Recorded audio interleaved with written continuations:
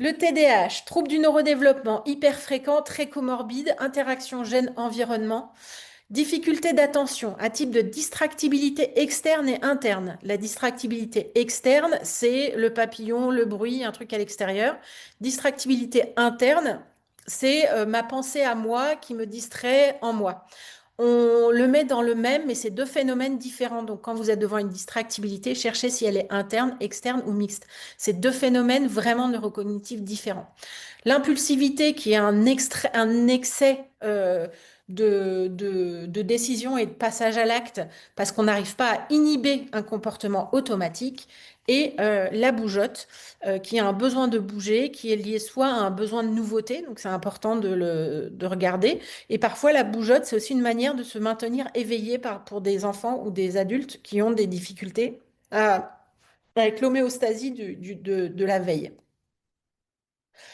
Euh, Si vous voulez, toutes ces fiches-là, je peux vous les laisser comme ça va éviter que je lise des fiches et que c'est pénible. Mais dans le TDAH, il y a vraiment des profils neurocognitifs particuliers. Ils ont plus de recherche de nouveautés, moins d'évitement du danger. Ils sont souvent nuls en planification et donc forcément nuls en flexibilité. Parce que pour avoir de la flexibilité, il faut freiner et planifier. Donc si on est nul pour freiner et nul pour planifier, ben voilà. Ça, c'est un peu les fréquences des comorbidités. C'est des populations qui se dépriment très fréquemment, qui sont souvent très anxieux. Et quand ils sont petits, cela peut se montrer, peut se voir sous forme de troubles oppositionnels. Ils sont plus souvent 5 fois plus addicts que la population générale et ils ont souvent des troubles de conduite. Ils ont des comportements un peu pseudo-psychopathiques, pas parce qu'ils sont vraiment psychopathes, mais parce qu'en fait, dans leur tête, ils freinent toujours trop tard. L'étiologie, on a vu, c'est neurodéveloppemental, interaction gène-environnement. Probablement que c'est une dysmaturation du lobe préfrontal avec un décalage de 2 à 4 ans et aussi une dysmaturation de la boucle préfrontale et cervelet qui sert à structurer. Donc ça, je vous le passe. Donc voilà pour le TDAH. Le traitement princeps, c'est le méthylphénidate, qui est un inhibiteur de la recapture de la dopamine et donc qui augmente de manière passive le taux de dopamine dans la synapse. Et c'est comme ça que ça marche. C'est un psychostimulant mineur, donc c'est pas du speed, c'est pas de la cocaïne, c'est pas voilà. Euh,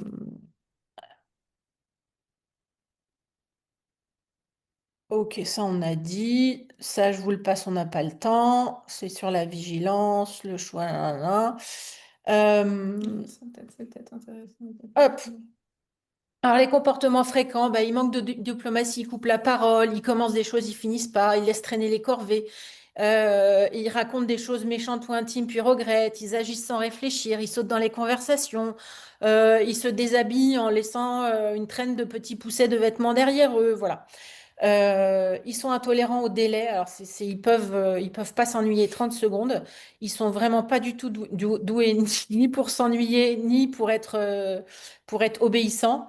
Ils sont souvent anxieux. Ils ont une dépendance à la récompense immédiate. C'est vraiment pour eux, leur devise, à part vite fait, mal fait, c'est un tiens, vaut mieux que deux, tu l'auras. Et ils se découragent très très vite et ils manquent de flexibilité. Alors ça peut paraître bizarre pour des gens qui zappent d'activité toutes les 25 secondes de dire qu'ils manquent de flexibilité.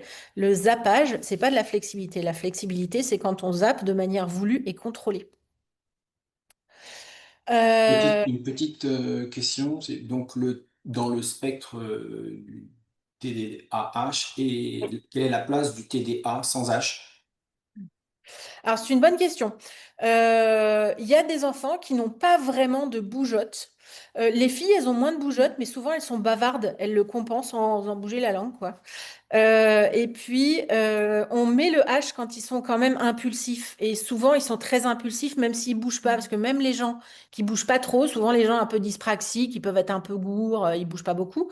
Mais ils sont très impulsifs, ils sautent dans les conversations, ils veulent renverser ils veulent verser un verre de lait, vous leur parlez, la brique de lait, elle s'envole. Tout ça, c'est de l'impulsivité neurocognitive et motrice. motrice. Donc souvent, le H, il est quand même là. Et quand il n'y a vraiment pas de H et qu'il y a juste des difficultés attentionnelles, il faut regarder dans quel contexte c'est, parce que là, on peut tomber dans le diagnostic différentiel. Un enfant qui est multidis, il est fatigué, il a une fatigabilité attentionnelle, on aura l'impression qu'il a un TDA, on va lui mettre du méthylphénidate, il va pas bien le tolérer, et en fait, on n'a pas pensé à chercher des troubles des apprentissages qui pouvaient fatiguer et saturer ses capacités de concentration. Donc, quand on a un TDA pur, attention, ça existe. Bien sûr, c'est pas du tout pas fréquent, ça fait partie des choses fréquentes, mais c'est un red flag pour chercher des diagnostics différentiels. Et ils sont sûrement sous-diagnostiqués, les TDA. Et puis les TDA Mm. purs, voilà, ils sont Mm. au fond de la classe, ils embêtent personne.